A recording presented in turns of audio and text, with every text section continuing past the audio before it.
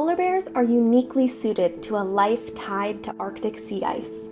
They use it as a platform to hunt, travel, mate, and sometimes to den. As the climate warms and sea ice melts, polar bears in some parts of the Arctic are forced to spend more time on shore without access to food during the summer months.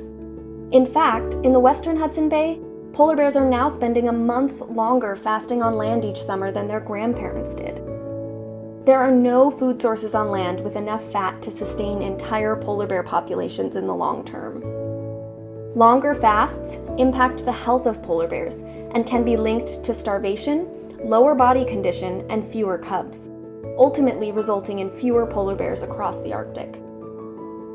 Population declines have already been documented in the western Hudson Bay, southern Hudson Bay, and southern Beaufort Sea polar bear populations.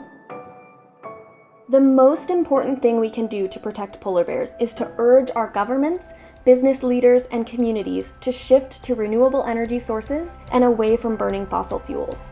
In the meantime, there are some critical on-the-ground conservation efforts that can make a real difference.